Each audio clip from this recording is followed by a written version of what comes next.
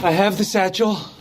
I have all our cash plus $400,000. The biggest score of our lives.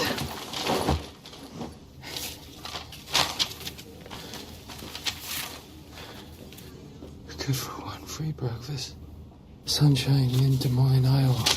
You lost our fucking money from that satchel? I'm gonna kill you!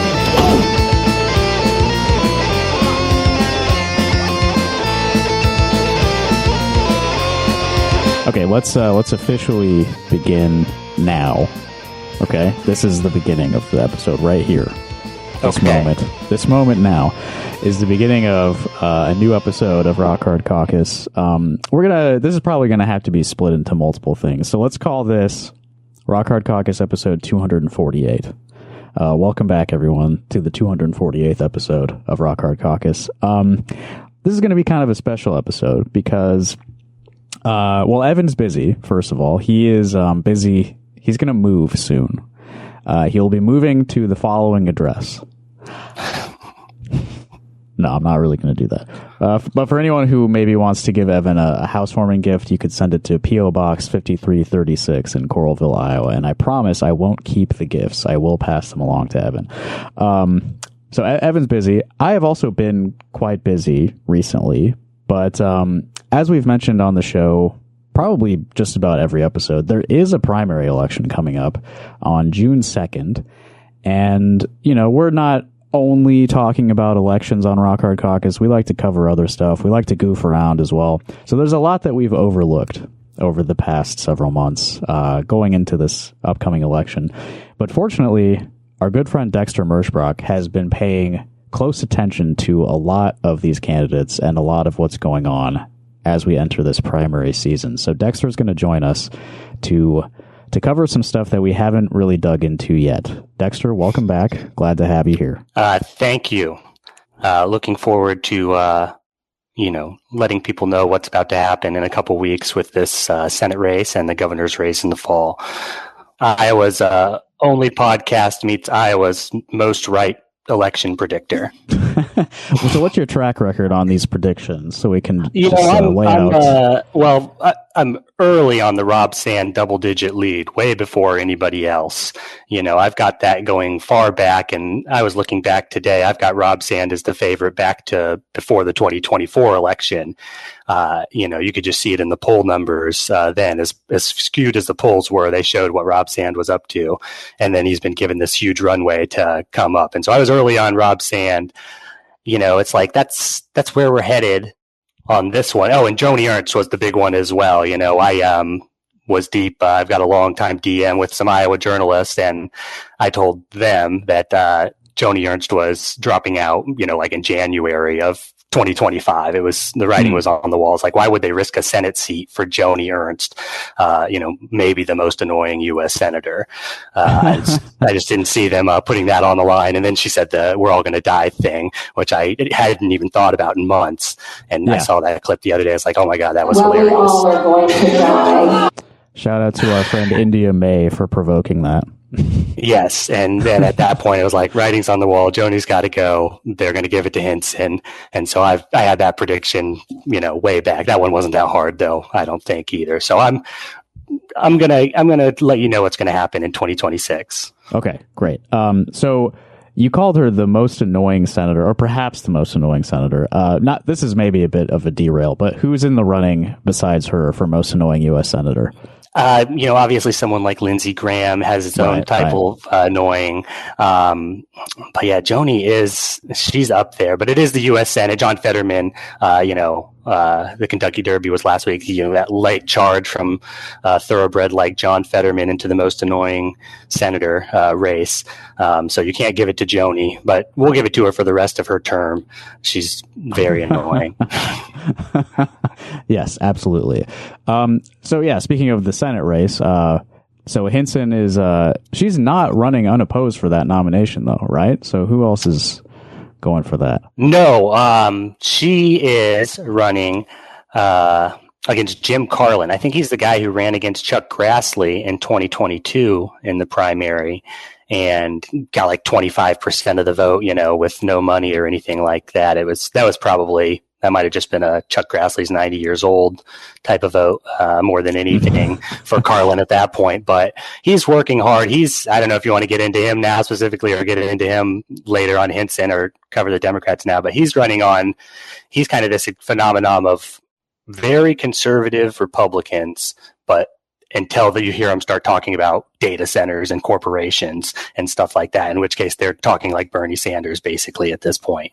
And okay, so he's doing like a populist right kind of thing. Yeah, but it's kind of just not anything, but he just thinks it's right basically. It's like that's what the grassroots is thinking, because of course, if you're going to expand the Republican Party more into the working class, they're also going to be concerned about those basic issues, especially when they're right in your face like so many of them are economically right now. So I saw that, and I've seen it in other places with Republicans, but he's doing that specifically against Hinson, and Hinson's trying to do some bipartisanship too, but he's really stuff that she would never say is the type of stuff he says. So yeah. I think you might be more eager to talk about the Josh Turek and Zach Walz things. Do you want to start there instead? Well, let's do it by party. Let's get the Democratic side done first, and then let's come back to the Republicans and do them all later. Or unless you want to cut it up however you want, but that's how I had it. That's how I'm thinking of it. Let's talk about Democrats. Tell me about these damn Democrats. Yeah. Okay. Well, did you see the debate? You see any of the clips of the debate from Turek and Walz? That was just the other night, right? Or was that last week? That was Tuesday, I think. And then they had this other forum, I think maybe in Drake neighborhood in Des Moines, that they're talking about as well here. But that's what's been going on in the last week. Yeah, I haven't had time to sit down and watch that debate. I've seen people boring. Talking about the website thing. Yeah. People are mad about the website situation. The website is, it's just what basically has happened. You guys, I think, covered it before, the Chuck Schumer pass-through PAC vote vets, they call it. It's put now, I don't know, $7 million or something behind Josh Turek because they want Josh Turek to win because they think he's a really good candidate because he's, permanently disabled Olympic gold medalist with an inspiring story and kind of new to politics, but did good in his election. And so they're like, this is our guy, and they got everybody else out of the race. Basically, J.D. Scholten got out of the race, endorsed Turek. Nathan Sage, he ran for so long and endorsed Turek, and so they've got all this money behind Turek, and it basically worked because Turek is a really good candidate. You put Turek on TV, pushing his wheelchair up to people's doors, talking about how his dad was in Vietnam. You get a big positive result. And so the polls have gone from basically Zach Walz in the lead by 10, 15 points to Turek up by 25 points.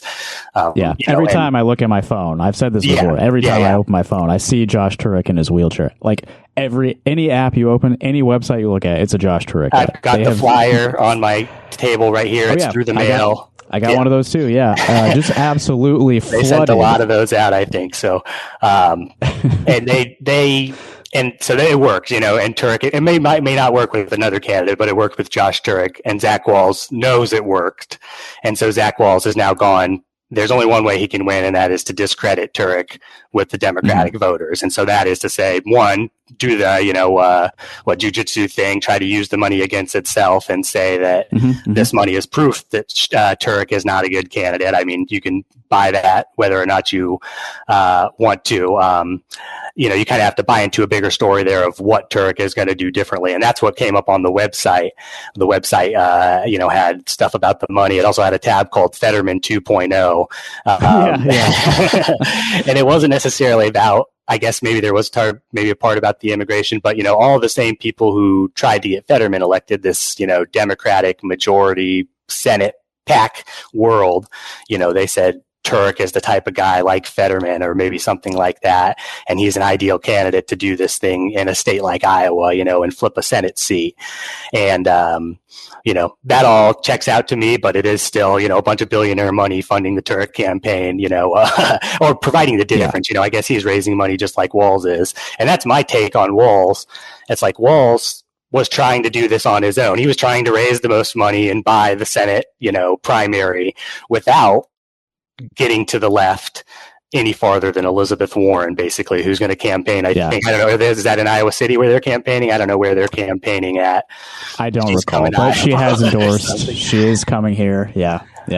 And that's, it's nice to have Elizabeth Warren's endorsement, but it's not a winning endorsement necessarily. But if you got Bernie Sanders, you would get a winning endorsement. But he's had how many years to get the Bernie Sanders, people like you, people who listen to the podcast, people who would support, people like Ryan Melton, Chris Jones, on the agriculture side. Any of these people could be big Zach Walz supporters, and they're not. And that just kind of says it all for me with Zach Walz, because he's been there, he's had the chance. Maybe he would be better than Turk. Maybe Turk will be a complete sellout. I don't know. But here's a good chance to punish Zach Walz for his crimes, over time, and then go to Turk and potentially win this race, is how I feel about it. And if Turk wins the race, and then you go to him and say, Mr. Turk, you say that the U.S. military put you in a wheelchair, and the U.S. military is putting people in wheelchairs right now across the world.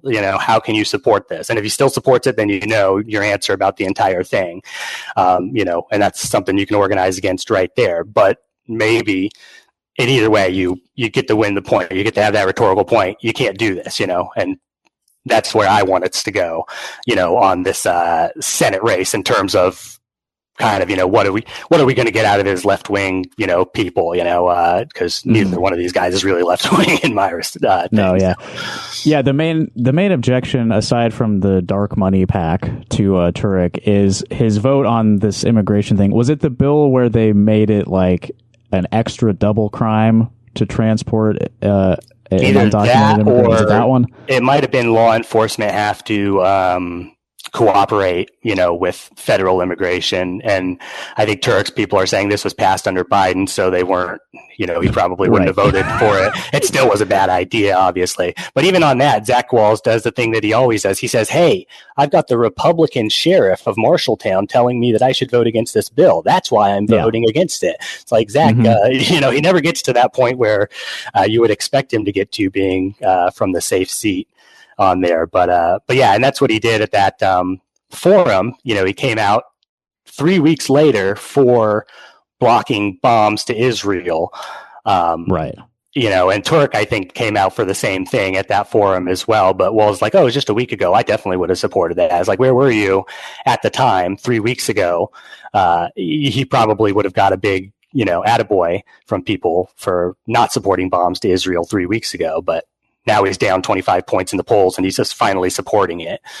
Would you put limits on weapons and funding to Israel? Yes. And with that, I would just say there was a vote in the United States Senate. This was about a week ago now, that Bernie Sanders put forward, that 40 Democratic senators joined him in voting in support of, and I would have voted for that resolution. Yeah, and I mean, come on, it's mid 2026 now, like.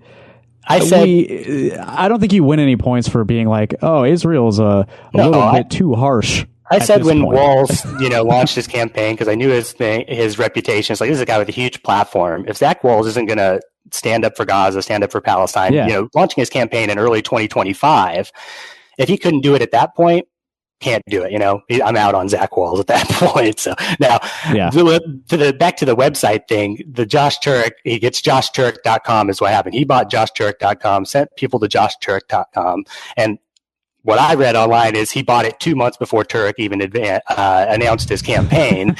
And so, he obviously went and knew he wasn't going to get Schumer's endorsement. And so he, knew he would have to deal with Josh Turek down the line. And that was part of his plan. And he finally sprung his trap, the website, joshturek.com. it's a real gotcha moment. Yeah, he got him, thanks, I Zach. stole your website. The other day I was looking at the list of endorsements on Zach Walz's website, and he went really deep in the roster of like Iowa Democrats. Like, if you scroll down a bit, you see an endorsement from John Deeth, who is the former vice chair of the Johnson County Democrats. Now, that is an important enough endorsement to be listed at zachwalz.com. he rolled out a bunch very early on, people who like not very serious, but people with names that I recognized. But that was like in the first month of the campaign, and I bet some of those people now wish like I should probably just have waited for Josh Turek, because that's the obvious thing to do. It's like there's nothing special about Zach Walz. What's he doing for us? Nothing. Let's go with Josh Turek, American hero. Yeah, he's got 4 different sheriffs on here as well. A lot of these are names I know just because these are people who like live within a mile of my house. Which is of course the reason that I am voting for Zach Walz on June 2nd is because I see him in his yard occasionally, and I think there's a candidate meeting me where I am. And he's got a track record, don't you know? He said at the debate. He was saying there was 2 counties that he used to represent before they did redistricting, not just Johnson County, but whatever other ones that were connected there, and like a total of like 8,000 people. And he said, I won those counties too in 2018. So they voted for Obama in 2012, Trump in 2016, and then Zach Walz in 2018. And he didn't have a Republican opponent. It was Zach Walz against a Libertarian. And one of them was just one precinct in, or whatever county that was. And he touted that as his bipartisan record ability to win people in rural Iowa. And just everything is a spin for this guy. He's been doing it basically his whole life. It's like, let's get it out. That's what I'm most excited about the primary now that it's kind of unfolded. It's like, let's get rid of Zach Walz. We don't have to have him, dragging down everything else come the fall election. And then once Josh Turek turns into John Fetterman 2.0, like I said, we'll blast him in the media at that time. Win-win for us. Yeah, I'm looking forward to seeing what Zach does after losing this primary. He's moving, maybe out of the country. Is that like a fact that No. But I mean, his he's got ties to Australia, I believe. He's a very worldly type. He says he's a 6th or 7th generation Iowan, and I've been vocal. We shouldn't say that. It's very bad to do the whole, we've got generations and we're born of the soil thing here, We'll get into Zach on later, but Zach Walz loves to do it. But his Wikipedia says he was born in Wisconsin. So I don't know, what's going on with Zach Walz. So, but I'm not sure. I don't know. Hopefully the story it's there. done. Yeah. Soon. So. All right, have we said our piece on Josh Turek and Zach Walz? You're a Turek fan. I'm clearly a diehard Zach Walz supporter, but we can find common ground. Yeah, no, I think this race, it's been good. I was skeptical of Zach Walz. I told Zach Walz to drop out, but this is all shaking out in a good way. So thank him for his service. He is a millionaire apparently, and so he'll be fine. He'll land on his feet. Yeah, he'll be all right. He's got beautiful family. He lives the one of the most perfect cities in the country of Coralville, Iowa. So he'll be fine. Yeah, and beautiful socialist Eastern Iowa. Zach Walz, if he stays, we'll let him stay. I would love for him to stay. He's a part of our community. You want to get into this Rob Sand thing? You've got quite a story here that I don't think has been covered in depth by anyone else. Well, you watch Rob Sand and you see where the polls have gone now. And like I said, I was very early on. He was going to shoot to the height of the polls. There's just nothing in the Republican side that's really holding him back. And even his win in 2022 suggested a lot of strength. And so I was like, who is Rob Sand? How did he get here? Is it all luck? Is it all part of his plan? And so you just kind of, he launched his race. I've been listening to all the Rob Sand podcasts, and he's been doing podcasts since 2018 when he was first elected. And there's one that he skipped, one that he wasn't interested in. Yeah, he's done. Yeah, the most recent one, the thing I'm going to start with here about how he was go on the show, Rob. Sorry to cut you off with that, no, but it's a requirement of our show. This one I just heard is a 2020 interview. I had never seen it before pop up in the search. I don't have an exhaustive search, but I listen to everything that pops up if I have the time. And it's about how he got into college and how it was going to college at Brown, which is in Rhode Island or something like that. And so you piece this together, this was kind of the final piece. And it's like, he's been steered this entire time. Someone is controlling this and pushing Rob Sand to the point that he's gotten to now, which is he's going to be the governor of Iowa, in the next year, the most powerful man in the state. And how did it happen? He tells the story. It's very obvious. And you have to wonder, does he know is he aware? He has to be aware, is what I feel. He's a smart guy. He's clearly smart. He knows. And when did he become aware? I don't know, but he knows now. And so every time you see Rob Sand, just know that he's being controlled by, I don't know what's behind there. It has something to do with pigs. It has something to do with agriculture, obviously, but it might be deeper than that. So here, let me just kind of lay this out for you here, okay?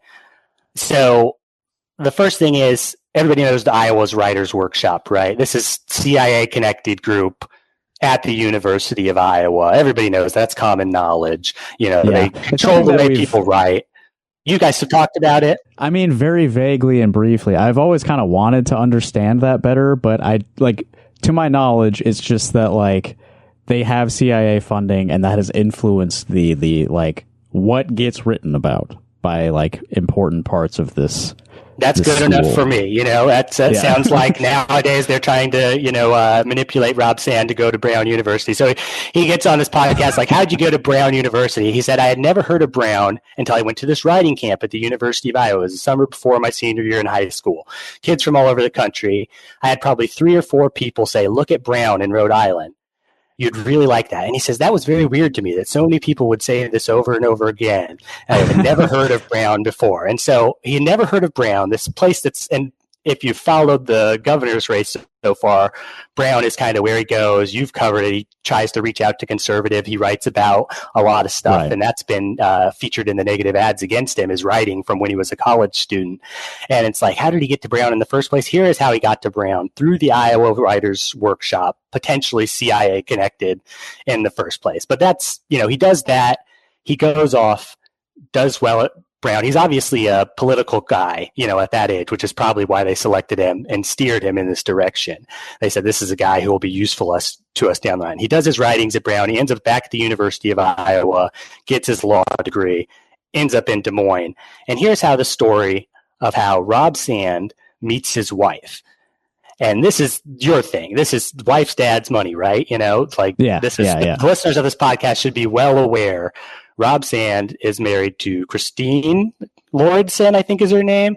Yeah. She's the daughter of the, head of a huge scientific agribusiness corporation and worth a ton of money. Nixon Lauridsen. She, though, is the CEO now, I believe, but she wasn't at this time. And so here's a story, how he met his wife. He's invited to a barbecue. There's a small circle. He comes to this barbecue. She's wearing a dress with pockets. It's so charming, Rob Sand loves the dress with pockets. But this is kind of a strange situation the whole time. It's a setup, he says. Their friend invited them both to the barbecue, and they were anticipating it to be a big barbecue. But it was just their friend and her boyfriend. It was at her parents' house. There was one other guy who was married, and then Rob and Christine Lauridsen, daughter of the richest man in Iowa. Not actually the richest man of Iowa, but for the purposes of the story, he's the richest man in Iowa, the most important richest man in Iowa. Yeah.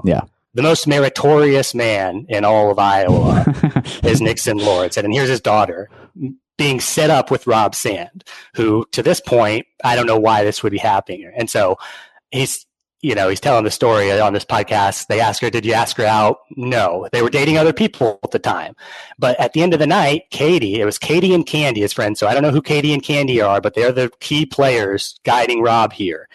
She pulls Rob aside at the end of the night and says, Christine's new in town. You know Des Moines, people, help her meet people. This is a millionaire, young woman. I don't think she has any trouble meeting people probably in Des Moines. She can meet whoever she wanted, right? Why is she being set up with Rob Sand? And he says, he invited her out because he's such a nice guy, and then they ended up getting married. So that's how Rob Sand, just happens to get set up with his wife, the daughter of the richest man in Iowa. Very definitely convenient. Suspicious. From there, I want to say, let me just interject one thing. So, having not heard of Brown, I mean, you're gonna learn red, yellow, and blue first, right? But Brown is not very far behind. No, but seriously, that comes across now as sort of a J.D. Vance type of story where he says my wife taught me how to use silverware, those kind of hillbilly elegy stories he tells. Yeah. So I hadn't really made that connection before, but I do think that there's like a link between both of their ascents, the J.D. Vance and the Rob Sand origin stories. The kind of small town, makes it on the East Coast type of guy, goes back home. Okay. I like it. Okay. So then after, there's something there. So after he meets his wife, he ends up in the Attorney General's office in Iowa. Tom Miller, former Attorney General, longtime Democrat Attorney General, Rob Sand ends up there, and he makes a name for himself, or at least if you listen to Rob Sand, it's not even that big a deal in this race at all, but he tells the story of how he cracked the lottery case a lot. It's a big, he brings it up a lot. It's such a big thing. It was such a big political thing that Amy Klobuchar blurbed at the back of the book that he wrote. It's like this was connected to his Democratic thing, building up his thing, his, brand early on. And so, that story is key and obviously building Rob Sand up as a person of, to take notice of. And so here's how he tells a story of how that came to him. First of all, he tells a backstory to this. The Iowa lottery has already investigated this whole thing, because when somebody wins like $10 million, they pull the surveillance footage and they ask people questions when they claim it. And nobody had claimed this prize for a year. So they interrogated the person. You probably covered all because you've covered the documentary. And so all this investigation was done before it ever even went to the Attorney General's office. And then his boss retires and says, hey, just make sure you follow all the leads on this so we can put it to bed. And then Rob doesn't get it solved, and then, puts the guy's picture on TV, and, they're like, oh, that's the guy from the inside. It's the guy who set up the entire system. He did it the whole time. And that's how he, set it up. It's like they just handed him this case that was very easily solved, and so that's part of his mythology. That's kind of a borderline one, but he didn't. That's part of his mythology. He didn't do anything. It was. He takes a lot of credit for that. Yeah, yeah. But now, look at Randy Feenstra in the Republican primary right now. He is completely suppressing all of these other candidates that are terrible candidates in their own right, but he's also going to lose to Rob Sand. And Randy Feenstra, as you pointed out before, is funded by Nixon Lawrenson. Yeah, to some degree. Rob Sand's father-in-law. They have the same, it's all the same. It's the ethanol system. It's the, factory farm pig system. It's all of this big cycle, and the money has to go somewhere. But as long as the cycle is allowed to keep going, Randy Feenstra, Rob Sand, they want Rob to be governor. And so you get Randy to mess up the entire primary on the Republican side. And now we're, what is it? May? Yeah. We're 6 months away. Rob Sand's going to be the governor-elect in 6 months.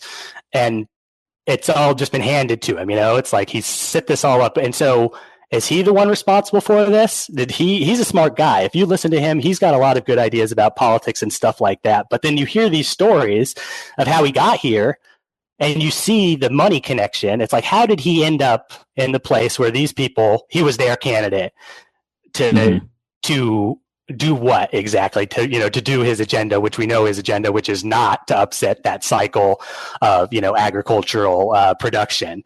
And so there it is. That's the theory. It's someone, somewhere, it's probably international. You look up these Lorenzens, they're in Europe studying pigs too, I believe. And so, hey, Rob, he's the face of it all. And he's going to be governor by an overwhelming amount, I think. So yeah, I don't know what it is exactly. Well, one piece that's missing that maybe informs this even more is his brief career as a model. He was I don't know if you've seen the old modeling photos. I have seen the old modeling photos. Yes. You think that's where he learned? It was maybe an Epstein type of situation. I don't know if it goes that far, but I do know that he worked with Dove Charney, the American Apparel guy. That guy photographed him with some young women. I'm talking quite young. But yeah, I don't know if he got sort of headhunted as a model first, and just sort of the image of Rob Sand. They saw something in the way he looks, and then from there it's well, he also could. He could take advantage of this positive quality in himself to amass power for someone, as I'm well. going to have to fill in the gaps here because there's a couple other things. You think the modeling, his other college choice was NYU. And so he didn't talk a lot, but he said maybe he couldn't see himself in NYU. But I bet there's a Rob Sand in New York City story somewhere in there with the modeling and going and looking at NYU that might have some interesting things to it. And he also, I think after his senior year at high school, said he went and waited tables in like Door County, Wisconsin, which is up on the bay, north of Green Bay. And so what was he doing up there in what is apparently called the Cape Cod of, the Midwest? Was that just a youthful thing, or what was that jaunt off to? What did he do before he went to Brown? So we'll fill those in for next time because I don't know all that. Yeah, I don't know what goes on in Door County. Really, it's a very heavy like tourism. Yeah, place. And so he said that's where he went after high school for the summer. But what he did, he didn't say. I do think a lot of rich people hang out there as well. So there's something there. Trying to get a sugar mama. Apparently, yeah. I have this plan to take over, but I need a lot of money. He may have been hunting for the money to make himself governor of Iowa at that time. Yeah. So, let me just reiterate that Dexter is calling a significant victory for Rob Sand in the general election in November. I'm going to say 58% is the over-under right now for Rob Sand I've got, because if one of these other Republicans gets on there, it could get ugly really fast. They're going to say stuff about abortion. They're going to say stuff about everything that is going to get them out of. Rob Sand's going to be closer to the cultural mainstream and the cultural median voter than the Republicans are. And he's also got a better resume on fiscal issues than all of them because that's his whole thing. And so I've described it as a kind of a two-stage final boss. It's like they think they're fighting Christian, Rob Sand over the Christian issue. And it's like you can defeat him, but then he's the watchdog now. He's here to watch over the taxpayers' money, and he's going to destroy you. You can't defeat him. It's the second stage of Rob Sand. So that's where it's going.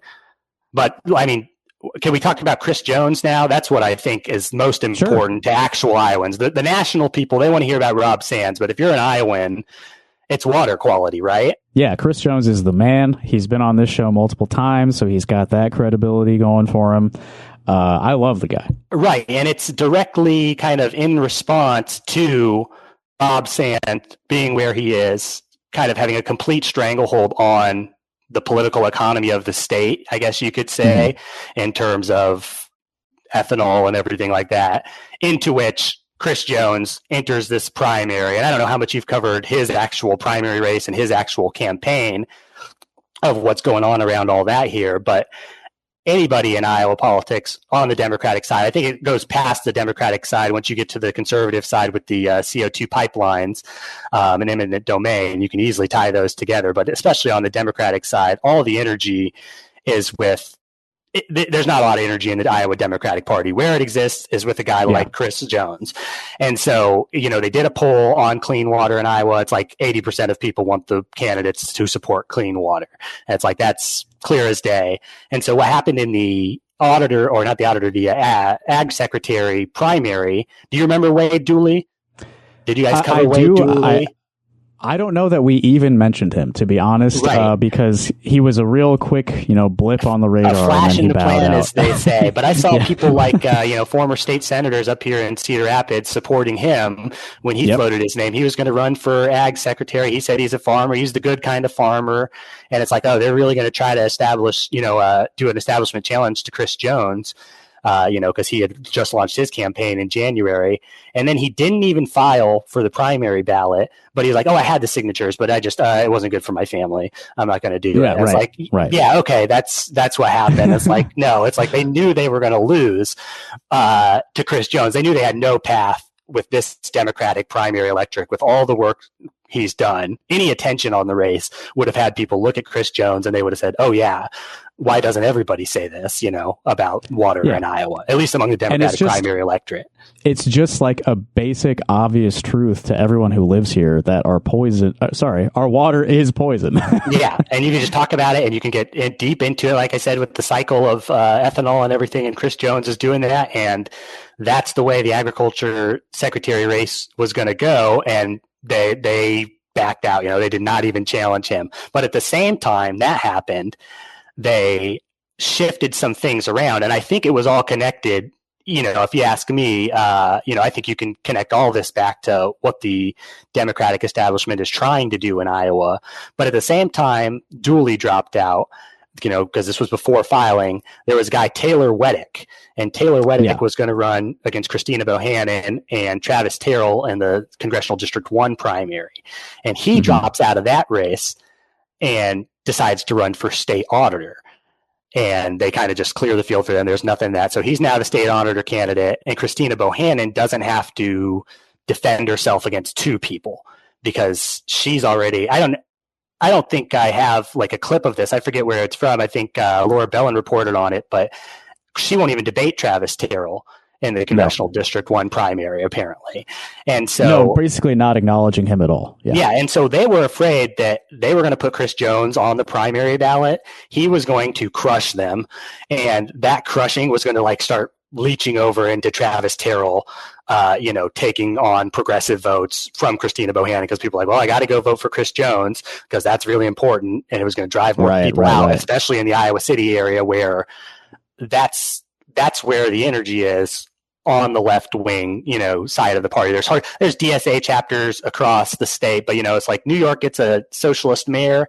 We're definitely 10 years behind that, here in Iowa, but things are growing, and where the energy exists in this primary is in that Travis Terrell race.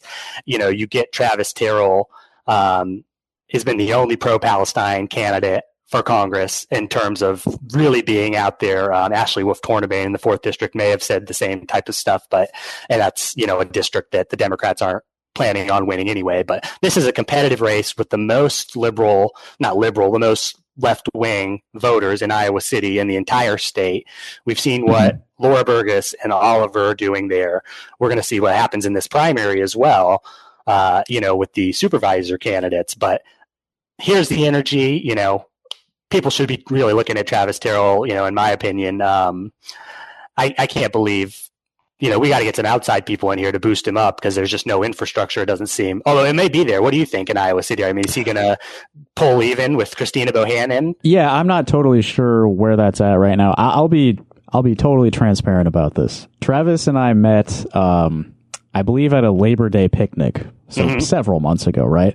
And we were talking about like, yeah, I'll interview you sometime. We'll figure it out. He emailed me shortly after that. I was in like a super busy season, didn't get back to him right away.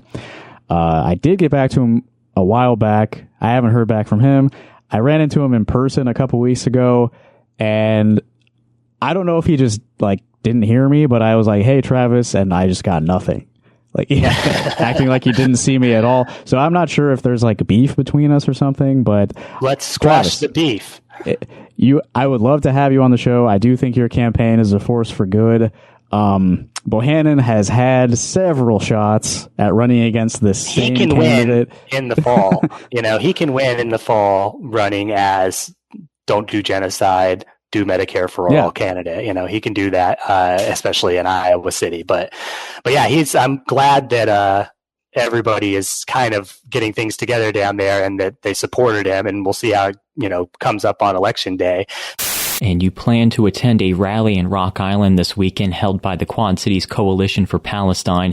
Can you inform listeners about your decision to attend at a time when many elected officials are deflecting discussing the issue?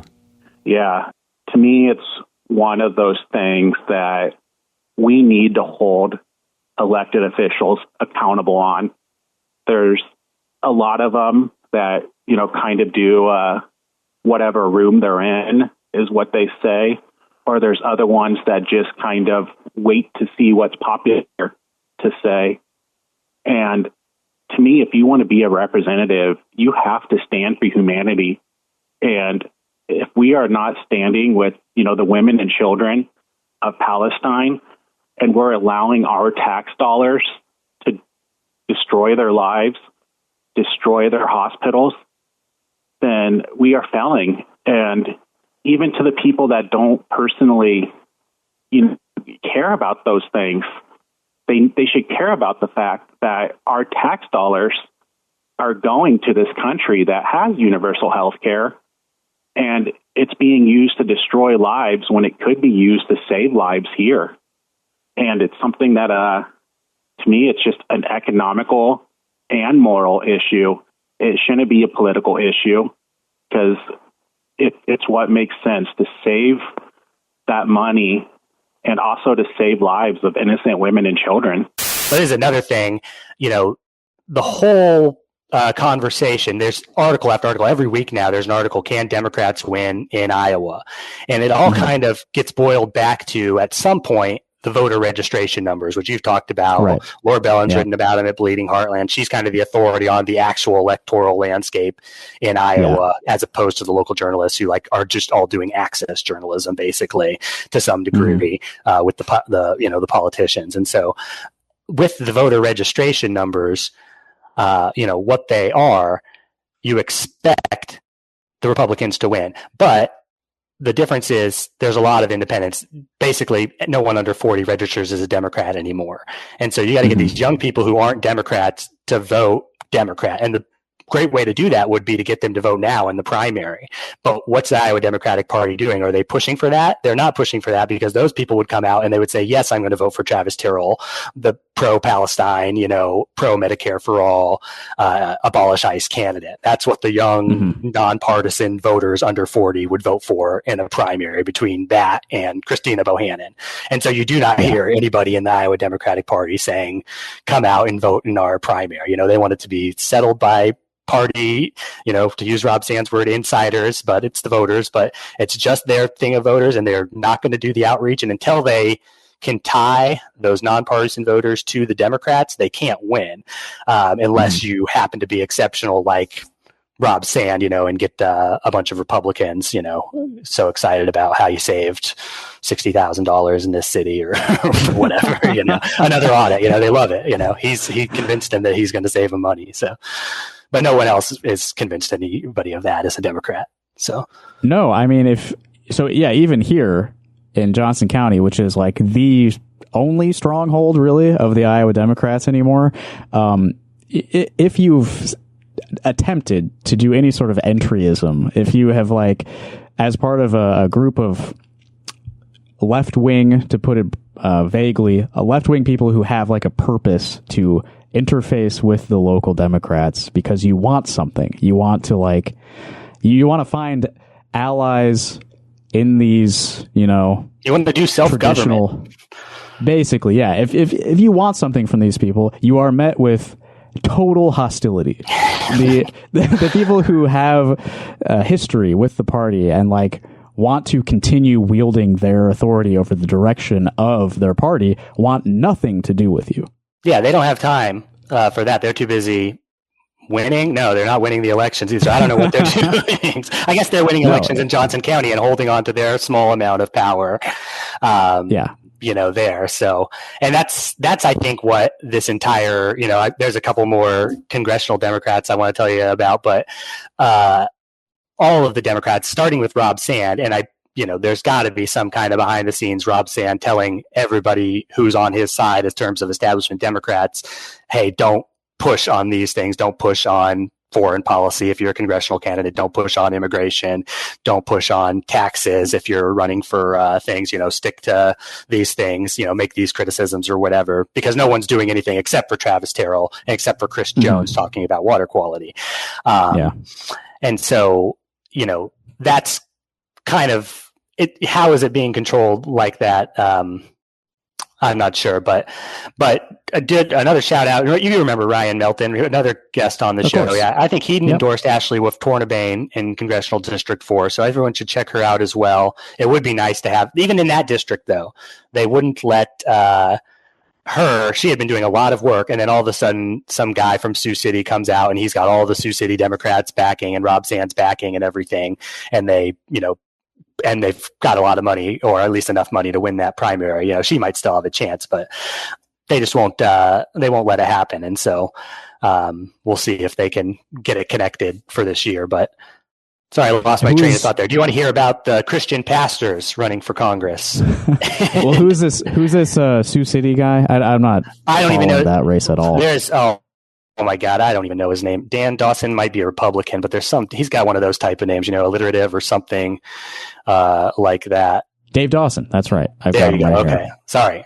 But yeah, he came in, and so J.D. Schulten and Caitlin Drea, the new state senator in that area, she endorsed him. So all the establishment Democrats who have any power put it behind him right away for a seat that they can't think that he's going to win. So they probably just want someone who's not going to rock the boat, in this heavily conservative area of the state by being too liberal, I guess, by being a left-wing loon, Yeah. Actually, to your point of like somebody telling all these candidates not to touch certain issues, I mean, that brought two things to mind for me. One is last week's episode with Layla Staten, where she told me that she had attempted to get like a local Democratic like county party involved with a No Kings protest she was doing, and the leader of that county party told her, "Yeah, as long as nobody talks about Palestine." Right. Yeah. At the rally. Even if these things don't get explicitly said, someone saying something to someone else believes something should be done. It's like they know the culture, and it's the culture it's the only people who still think you shouldn't talk about it are the people who've had power and, been connected to power over the last 10, however many years. Yeah. It's going to rub somebody with money the wrong way. Right. They know that. If you make a thing of this. But you can't escape it. It's like one of the defining issues of our time is like that we participated in this. We allowed this to happen. Yeah, and that's what we're doing at war again in Iran, so it's all the same issue, and nobody talks about it except for those select few, at least here in Iowa, and that's kind of too bad. And that's okay. So and so CD 2, which up here in Cedar Rapids, Congressional District 2, and then Congressional District 3 is in Des Moines, and both of the top Democrats in Cedar Rapids, one of them's from Dubuque, are Christian pastors, and then the Democrat in Des Moines, Sarah Trongaria, is a Christian pastor.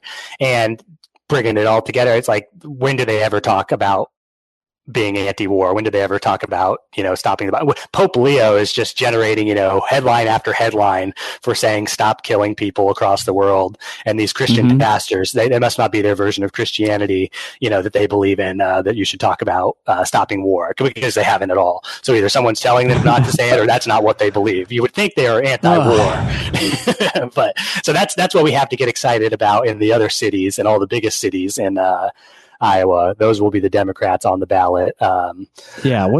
What's the Cedar Rapids guy? Clint something? Clint Tweet Ball. Clint. Okay, so Clint. He's Matthew got 25 guy. Yeah, I think I met that guy when I was like 13, like a long time ago. He came to the school board meeting when we were discussing cops in schools.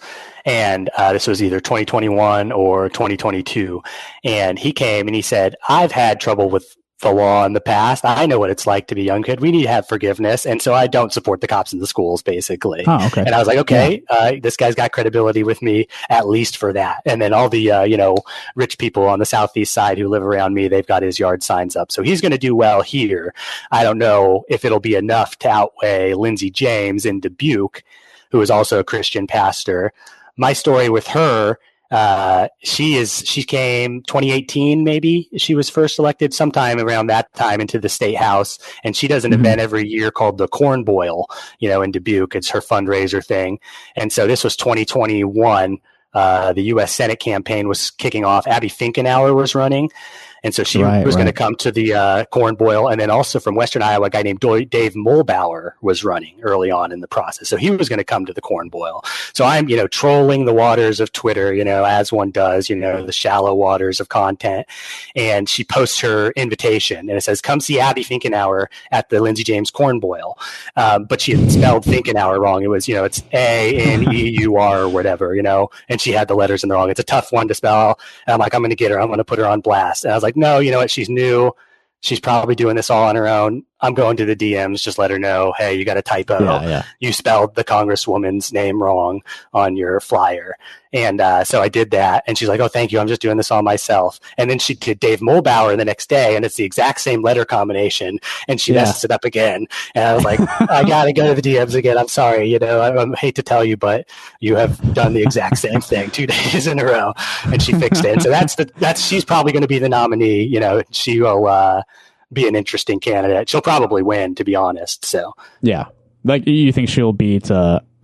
Wait, who's even the we'll get to this, but it's Joe Mitchell. Is that who's going to get the Republican nom there? Yeah, there might be another guy. I didn't even look up the other guy. He might be one of the guys who there's a local union that kind of like has friendly relations with one of the local Republicans just from he's cast a couple votes that they liked before, and that might be this guy. But I might be completely wrong about that. So that's all it takes. I don't get too deep onto the Republican Assembly side of things because it's like they're just gonna do what they do. And I'm not going to get involved in their primaries usually. So yeah, Charlie McClintock, that's the guy. That might be him, but it might not be. I remember there was a point where the Democratic field for this district was like pretty crowded. You've also still got Catherine Dolter. I've been trying to reach out to her. I should have done it a long time ago because she should be talking about Palestine, right? She seems like a cool lady. I heard an interview with her very early on, and she's just like, Army nurse,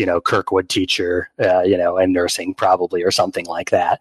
And so she's an accomplished woman, and she's got a billboard on Mount Vernon Road in Cedar Rapids. So that's at least that much, but I don't think she's doing much else. So the other two, Clint's so well known and Lindsay is so establishment connected that I don't think she hasn't done enough, and I haven't had time to try to meme her campaign, into existence.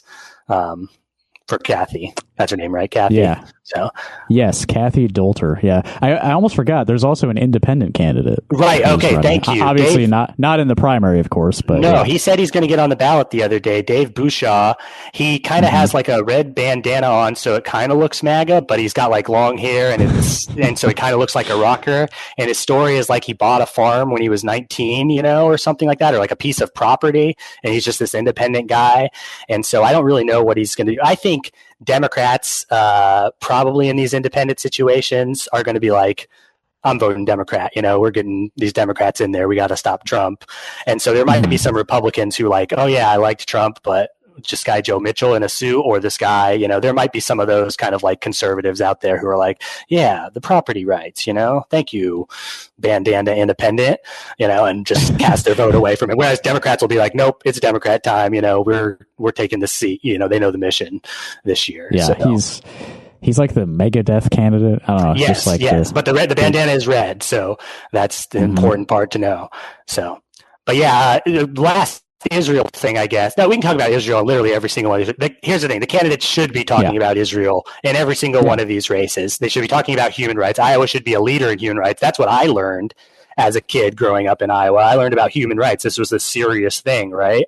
I don't know if that's what you learned ever in Iowa schools, but I learned that I didn't learn anything. Oh, okay. Well, at some point I came to know about human rights, and it was when I was a young child living in Iowa. Yeah. And now a state. I remember like fifth grade, we got really deep into like civil rights movement, and that, I was like, oh wow, this is important. I care. And there's early stories of Iowa desegregating and things like that, and obviously a union state.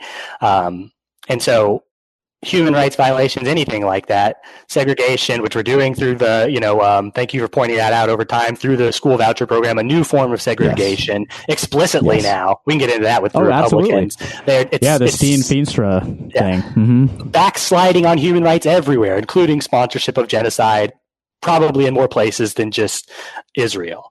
And so if you're the Secretary of State candidate, in charge of businesses, registering with the state, if you're the state treasurer, let's look at this BDS law, advocate against this, the anti-BDS law, and just say, just anything that you can do, just say, here's how we're cleaning up Iowa's human rights record in terms of our business as a state. You're not going to talk about anything else. No one's going to pay attention to anything else. The candidates seem completely boring. One of them is this guy, John Norwood, who ran for Ag Secretary last time. Seems like a completely boring guy. You can talk to him on Twitter still. No one knows what he looks like. No one knows what he sounds like.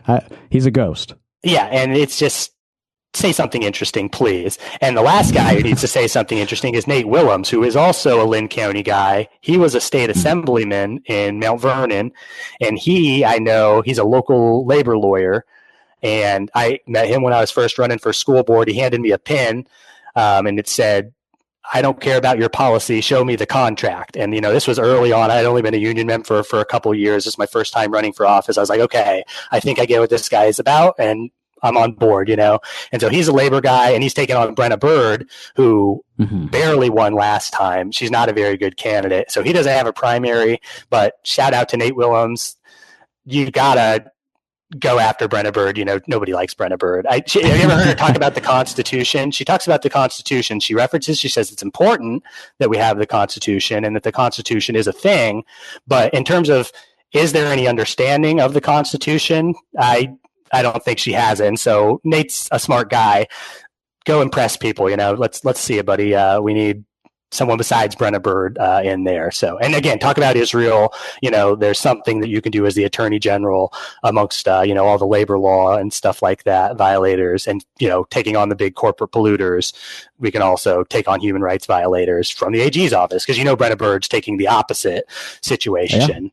And she actually had the Republican sheriff, early on, and they should be start talking about that. That guy wasn't going to comply with ICE, and she. Oh, right. I think that was up in Decorah as well. I remember they had yard signs out for him. I went and visited. So, but yeah, so that's Nate Willems. He's the last guy I got here. Get out. And vote. The Bird thing. The Bird thing is interesting. Like, she has the backing of the party.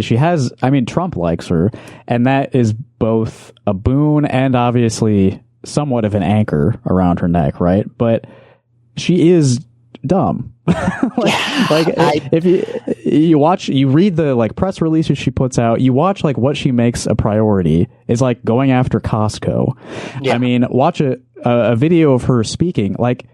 She doesn't. I don't think she really cares about anything about the job. It's just what can I do to make things better for wealthy conservatives and worse for everyone else? And how can I do it in a way that's the most attention grabbing, I suppose. Yeah. And, it's all just buying up influence. She's in that seat because it was bought by, I don't even know, the dark money group, Judicial Action Network, something like that, as it's called, the guy who does all the right wing legal stuff, that group, they've been doing stuff nationwide for at least the last 10 years. And that's who's responsible for Brenna Bird being in office in the first place. But she got 2,000 votes more than Rob Sand in 2022 with an electorate that gave Kim Reynolds 60% of the vote. And so there's no love for Brenna Bird out there. Why would there be? And she's give him the bird. Gotta give him the bird. And so I think we can take her out as well. I think, I don't know about the Secretary of State and Treasurer. I don't know if you saw Paul Pate in Denham the other day. That Paul Pate is powerful. It was Assault Survivors Day, so it was wear denim, so it was very serious, but he was head to toe, jeans, denim jacket, and Paul Pate is a very well-dressed man, so it was well-pressed and everything. And so I don't know if they can take out him, but, the AG's race, that Senate race, I think the Dems can do it. We'll get into the auditor's race next time with the Republicans, because it might be my favorite, just as a teaser, that might be my favorite race shaping up here in the primary, the auditor's race for the Republicans. And we'll see. I think it's going to stay in Republican hands come the fall. Yeah. I really, really hate Paul Pate. He came into office on this aggressive voter ID platform, and he's been terrible for voting rights in the state. It's harder and worse to vote because of him. Yeah, they would have done it anyway without Paul Pate, all the Republicans in the legislature, because someone at a think tank somewhere would have said, you got to restrict voting rights in Iowa. And they said, sure, give us the bill, we'll pass it. But yeah, Paul Pate has not stood up at any point, really. This is what he wanted. It's what he campaigned on. Well, yeah, okay, yeah. So, but Joel Miller, I was early voting, and Joel Miller, who was the auditor in Lynn County, ran against Paul Pate. But last time voting, when they were going through the check the citizenship things, I saw Joel Miller stomping around the early vote site, obviously agitated. And then that story came out a couple of days later so he was obviously they were telling him, you've got to go, tell these non-citizens, quote unquote, they can't vote when they're in line to vote, with this special list. And you could tell that Joel Miller was pissed. So yeah, that's disgusting. But also I hope that it's an issue that Paul Pate just handed all of the state's voter information over to the federal government. I think it's Ryan Peterman, maybe is the guy's name, running for Secretary of State. And so you got to look into him, get him on the show. Like I said, talk about Israel, and then talk about how everyone should be allowed to vote. People in prison should be allowed to vote. 16-year-olds should be allowed to vote. That should be his platform, obviously. And he would win. Yeah, I mean, I think that's how it works. That's how it works. Yeah, Dexter, before we wrap up the, first portion of our conversation, I do think we should reiterate the Merschbrock plan, quadruple the school budgets, and quadruple the education budget, open schools year round to provide services. That is the education plan. We've come to learn that there's one good legislator in Johnson County, Eleanor Levin, and she's at least not bad at this point. So we're trying to get her to push it. We're trying to get, there's a slew of interesting people up here in Lynn County. We're going to get it, maybe on a statewide ballot referendum in the future. And so that's what you got to come back to. Talk about ranked choice voting. Talk about the constitutional amendment to make it illegal to raise taxes on millionaires and corporations. We'll come back and talk about those at some point. You got to cover those because and the Democrats are going to be silent about it. They're not going to say that we should raise taxes on corporations and billionaires. They're going to say, I don't want to be against tax increases or whatever, but that's what's going to be on the ballot as well. And that would make the state budget, it's already a disaster. It would make it a complete, get ready for 25% sales tax. Yay. Yeah, I did see something about that proposed constitutional amendment. Haven't jumped into that yet. We got time. It's another of those, just another issue that shows you, like, we live in an oligarchy. There are billionaires who control all of our politics. And I don't know, how do we get out of this? And unlimited political donations in Iowa from individuals. You can donate $3 million to your husband's campaign or $4 million to your son-in-law's campaign without limit. Yeah. And then you could do it again until the bank account's dry. So, hooray. That's it. Freedom. It's freedom of speech. Some of us just have a lot more speech than the rest of us. That's right. Thanks for listening, everyone. All right. Hey, wasn't that a good time talking to Dexter about all these primaries coming up in a couple weeks? Before we let you go, I just got to plug a couple things. If you would like to react, give us your feedback on anything you heard today on the show. We'd love to hear from you at our phone number 319-849-8733. Any predictions that you might have for future elections? Anything that you think Dexter got wrong? Please call us, 319-849-8733. Love to hear from you. And, follow Dexter on Twitter and Blue Sky, if you please. He's constantly commentating upon the politics of Iowa. He is dexterm.bsky.social on Blue Sky. He is D. Merschbrock on Twitter. And by the way, part 2 of this conversation, we continue and we talk about all the Republicans in the upcoming primaries over on Patreon, patreon.com/rockhardcaucus. If you give us $1, you get another hour of this. Isn't that a great deal? Lovely, right? So we're going to close out with a little bit of music, as we always do. Iowa City punk band Submission recently just released the first music they've ever put out. They're a new thing. What do they call themselves? It says Punk Weirdo Hardcore are the tags on Bandcamp. But this first release is called Desires of the Flesh. And I'm going to just play the opening track, What You Get. You can find this at pokiesrecords.bandcamp.com. Go check it out. Again, the conversation with Dexter continues over on Patreon. Probably in a couple days. I don't have it ready to go just yet. But this week, if you subscribe, you will hear more from Dexter at patreon.com/rockhardcaucus. Bye-bye.